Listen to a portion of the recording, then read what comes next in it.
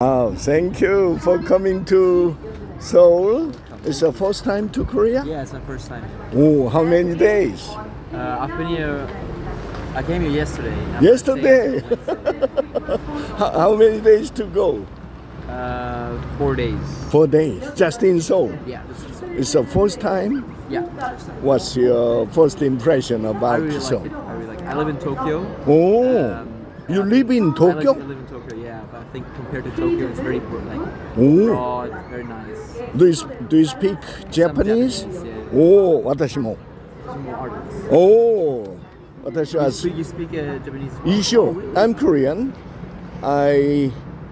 私は1980年代ニューヨークで Really? 野村証券で働きました。It's such a first part, but I'm still practicing.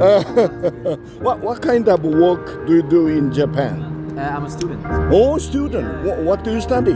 I study international relations and law.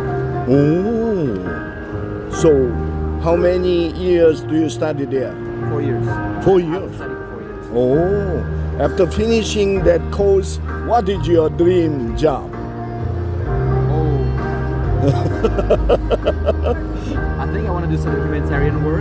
Maybe work for the United Nations or the European Parliament. Something like that. I think I'm very interested in traveling a lot and seeing a lot of places. I think that's totally my dream. So you live in Japan and you came to Korea. Yes. What's the striking difference between Japan and South Korea?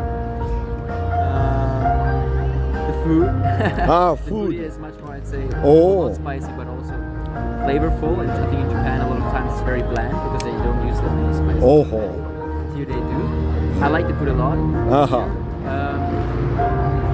Also, yeah, as I said, I think the cities itself, in Japan, everything's very dense, and here everything's very, you have a lot of space. And that's very nice, right? I like it a lot. And then also in Japan, you don't have like events like this, for example. Like open areas, and you can sit around together. I think I like that a lot. Wow. Do you think I'm reading many Japanese books written by Japanese the authors? The Korean society is more open-minded. Do you agree? Well, I haven't really seen much of the Korean society since I just arrived yesterday, right? But I think that what I've seen in Japan is there's two sides. A lot of them are very helpful and maybe not open-minded, but polite. 建前とか建前 Yeah. It's appearance. Oh yeah. Yeah. I guess appearance. I think maybe the difference might be that the Japanese seem very polite at first glance, I guess. But I think it's just something you have to live with. You adjust to new culture. With them. Yeah, I'm reading. I subscribe to New York Times and I read the articles about your country. Yeah, really? I think I'm 76. I was born during the Korean War. At the time, we started from scratch. Everything was destroyed by the war. And also your country suffered from... Yeah, I mean, well, we also started a lot of... Yeah, I mean... I don't know, I think compare, for example, Japan, Korea to Germany. What I think the biggest difference is that Germany did really well after the post-war years. Our economy was really strong and we kind of relaxed because of that. Right? We had job security and economic stability, and that's why we're kind of too relaxed right now. And in Korea, I think you had to advance much quicker, much more rapidly. But also nowadays in Korea, everything looks a bit better, right? Yeah. More the technology is just more advanced in my opinion. If you look at the cars, a lot of electric vehicles, something like that. You have robots driving street robots. I think that's very cool. But it's also the result of economic and technological development, right? Which was fueled by the economy. Yeah. Nowadays, this week, one international organization reveals that Korea is more advanced than Japan in key areas, they say. I can imagine.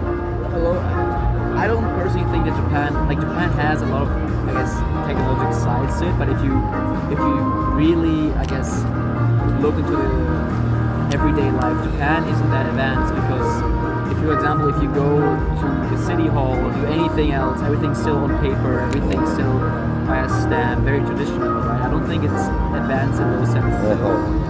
I can't say anything about Korea because I haven't really lived here. But I think that Japan appears a lot more technologically advanced than it actually is. But there are certain sectors where Japan is really advanced. But that's just what I've noticed. I interviewed many foreigners in Japanese language and English. Yeah. But as a young person, you have a deep knowledge or perception what is happening. Yeah, I guess. I mean, I do study politics, right? So all of that is kind of what I guess, well, the topic that I surround myself with on a daily basis. I guess I'm a bit more into those topics than others might be, but I mean, there's still many things I could learn.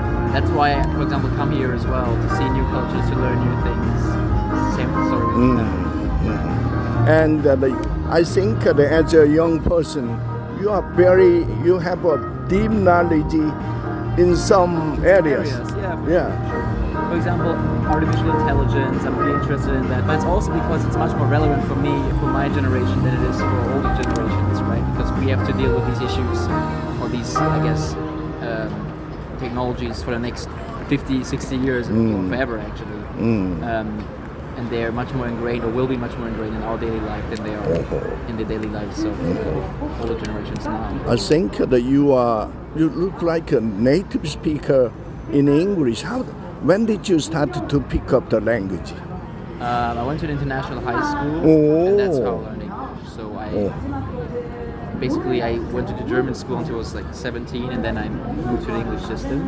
That's where I learned English. But in Germany we do learn English as well in school, and I think quite well as well. It's just that we kind of lack the practice, obviously, because we speak German on a daily basis. And based on your experiences, Korean young men, especially, the young people, they started to learn the language from the kindergarten. Oh, really? Yes, it's based on your experience. What is the best way to learn, to study or practice English? Well, the best experience is to be forced to speak the language, in my opinion, because, for example, if you move to a different country where they don't speak your home language, then you actually have to learn it, right? Other than that is, I guess, through movies, through music, through like media overall, but there also has to be a certain kind of self-driven like encouragement. Right? If you just learn a language because you have to, like in school, because you don't really want to learn it, then it's obviously not going to work as well as if you're really engaged and if you really want to study the language. So that, I guess, for young people in Korea, that could be, if you really want to learn English, go do a study abroad in the UK or in the US, or if you're in the military, maybe I know that there's joint exercises between US forces and Korean forces. Maybe try to sign up for that if that's possible.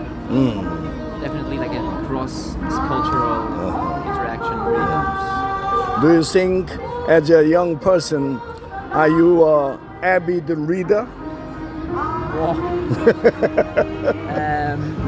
In certain topics, for sure.